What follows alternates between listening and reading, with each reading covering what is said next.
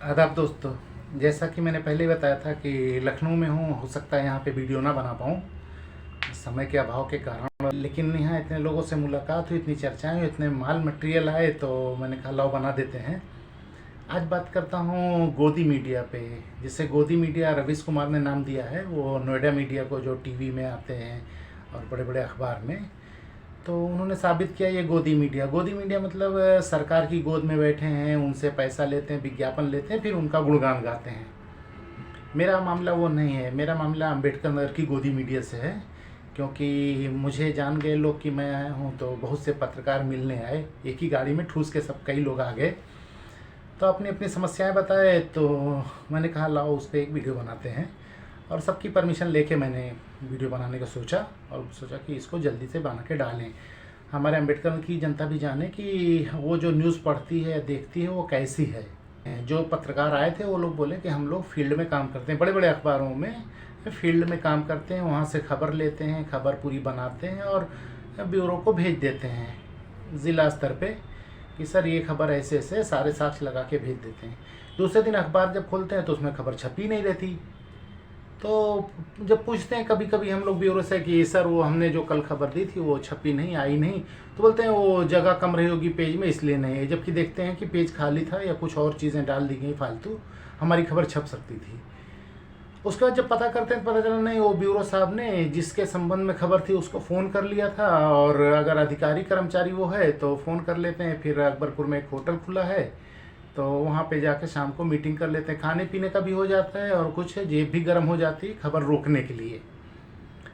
तो सबका कहना यही था कि हम लोगों को जो भी फील्ड से खबर लाते हैं उस पर यहाँ धंधा हो जाता है।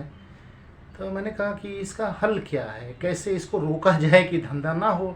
तो बोले ये रुक नहीं सकता, क्योंकि अब भाई पासवर्ड उनका रहता है और चीफ ब्यूरो वो रहते हैं, डिस्ट्रिक्ट लेवल के खबर उन्हें भेजनी है, तो वो जो चाहेंगे वो भेजेंगे, हम लोग उसमें कुछ नहीं कर सकते। तो उन लोगों का फिर बाद में ये हुआ कि ऐसा किया जाए कि आपको खबर दे दिया करें, आप चला दिया कीजिए। तो मैंने अपनी वही समस्या बताई कि आप लोग तो मतलब 5-6 लोग हो, 6 खबर रोज़ दोगे तो 6 वीडियो बनेगा, और मैं एक वीडियो मुश्किल से बनाता हूँ, हफ्ते में एक दिन बनाता हूँ 8 वीडियो, और आपकी खबर अगर हफ्ते में 8 दिन बाद बनेगी तो बेकार हो जाएगी। तो बोले ठीक है, मैटर जो हम लोग का रिसर्च वाला रहेगा वो दे दें, उसको बना दिया कीजिए। तो मैंने कहा ठीक है, कोशिश करेंगे। और सब ने बहुत राय भी दी कि आप कैमरा ले लीजिए, लाइट लगवा लीजिए, माइक ले लीजिए, आप मुंबई से बनाते हैं तो गाड़ी का हॉर्न आता है, ये वो ठीक है। तो चर्चा चलते चलते ये हुआ कि इसको पकड़ा कैसे जाए और पब्लिक को कैसे बताया जाए। तो मैंने कहा कि मैं जब पहले गांव में रहता था तो जो लोग 15 अगस्त 26 जनवरी विज्ञापन देते थे उन्हीं का RTI लगा देता था कि विज्ञापन दिया ना तो चोरी का पैसा होगा। तो जैसे मैं आम जनता अम्बेडकर नगर वालों को गोदी मीडिया पकड़ने का एक आइडिया बताता हूँ। जैसे आपको पकड़ना हो कि कौन सा अखबार किसकी खबर छापेगा, किसकी नहीं छापेगा, ये जानने के लिए आप अपने ज़िले में 15 अगस्त के सारे अखबार ले लीजिए, जो भी आपके घर आते हो या जो मिले।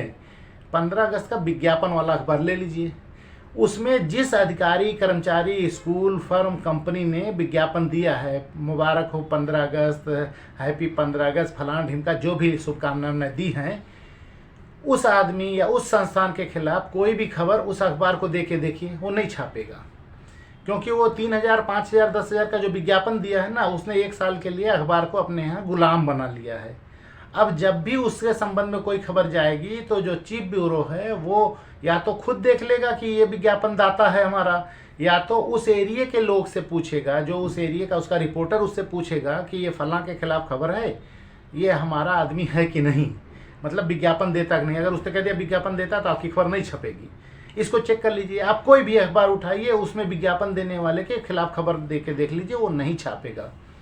हाँ, जिसने उस अखबार में विज्ञापन नहीं दिया उसके खिलाफ खबर दोगे तो बढ़ा के छाप देगा, क्योंकि वो ताकि अगले 15 अगस्त को वो मिल जाए। जब वो बढ़ा के खबर छापेगा तो सामने वाला कांटेक्ट करेगा, अरे सर जी आपने मेरी खबर चला दी, बोले आप हमें ध्यान ही नहीं देते हमारा, तो अगले 15 अगस्त 26 जनवरी की थोड़ा ध्यान दे दीजिएगा तो आपकी खबर नहीं चलाएंगे। तो ये ग्राहक बेस काम हो गया। जो मीडिया का काम था, ये लोकतंत्र का स्तंभ माना जाता था, उसमें है नहीं, लोकतंत्र या संविधान में नहीं लिखा गया ये स्तंभ है, लेकिन इसको माना जाता था क्योंकि ये बिना किसी पावर के इनको एक बोलने की आज़ादी थी, इसलिए वो समाज में ये काम करते थे जो लोकतंत्र को सुरक्षित रखता है, इसलिए लोकतंत्र का। लेकिन अब ये पैसे पे हो गए, विज्ञापन आधारित हो गए, इनका कमर्शियल कर दिया है हर चीज़ को, तो अब ये लोकतंत्र का स्तंभ नहीं हो गया है, दलाली का धंधा हो गया है।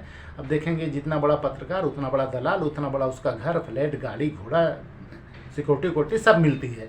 हमारे यहाँ अम्बेडकर नगर में भी कुछ लोग हैं, खाने को नहीं था, पेट्रोल पंप खोल के बैठे हैं कि मालिक हो गए हैं। तो ऐसा चलता है विज्ञापन आधारित मीडिया के हिसाब से। तो हम लोग को ये देखना है कि खबरें आती क्यों नहीं हैं, या जो मुख्य खबरें हैं वो गायब कहाँ हो जाती हैं। तो उसके बारे में अब तो सबके हाथ में मोबाइल है, आप सब लोगों को कहीं न कहीं ग्रुप में जुड़े हैं, तो जो भी पावें अखबार में लिखा ना उसको ग्रुप में अपने डालें, लिख के डालें कि ये देखो बिक गया, ये देखो ऐसे कर रहा है, वैसे कर रहा है। उससे उनको एक चोट लगेगी। जिससे आप देखेंगे आज तक, जी न्यूज़, ये सब कितने बड़े बड़े चैनल, बड़ा नाम था, आज कोई नाम नहीं लेता। किसी की टीवी में इनका चैनल लगाया नहीं जाता है, छटनी हो रही है। टीवी 18 ने 390 लोगों को नोटिस दिए, 100 लोगों को निकाल चुका है। 390 और 100 करीब 500 लोग, तो टीवी में रहते कितने लोग हैं। तो उसने कह दिया कि फील्ड के सारे लोगों को हम निकाल देंगे, हमको फील्ड का आदमी नहीं चाहिए। कोई भी मुद्दा ट्विटर से, व्हाट्सअप, फेसबुक से उठा लेंगे, उसी पे 2 घंटा बहस वहस करके लड़ा देंगे। ये सबसे बड़ा मुद्दा आज का भारत, फलाना ढिमका, हिंदू मुसलमान, वही हम वैसे भी चलाते हैं। 500 लोग को लेने के बाद भी कोई फील्ड की खबर छापते नहीं या चलाते नहीं, तो अब वही चलाएंगे। सबको निकाल दे रहे हैं क्योंकि विज्ञापन आ ही नहीं रहा। विज्ञापन कैसे आए, जनता टीवी देख ही नहीं रही है। तो जब टीवी देखेगी तब तो साबुन कंपनी वाला जाके अपने साबुन का प्रचार कराएगा, मंजन वाला प्रचार कराएगा, जब उनकी टीवी देखी ही नहीं जाती। और अब तो लोगों के पास इतना टाइम भी नहीं है कि लोग टीवी देखें। अब अगर खबर है तो लोग अपने हिसाब की खबरें ढूंढ लिए हैं कि कौन सा चैनल उनकी खबर देता है, तो उसको सब्सक्राइब कर लिया, यूट्यूब पे देखते हैं। टीवी पे भी देखना हो ना तो यूट्यूब से ही मोबाइल से कनेक्ट करके टीवी पे देख लेते हैं। अब कोई देखता नहीं, तो उनकी दुर्गत हो गई है। तो जो लोग अपने रास्ते से हटेंगे, दुर्गत होनी है, थोड़ा टाइम लगता है। तो हमारे यहाँ का भी यही हाल है। तो अखबार पढ़ने या खबर पढ़ने का एक तरीका बदलिए आप लोग, और ये जान लीजिए कि वो जो फील्ड के पत्रकार हैं उनके साथ बड़ा अन्याय होता है। मुझसे जब मिले ना लोग तो बड़ा दुख हुआ, क्योंकि वो समाज से जहाँ से लाते हैं खबरें वहाँ वो दुश्मनी लेते हैं अपने लिए, और चीफ ब्यूरो फ़ोन करके वहाँ सेटिंग लगा लेता है।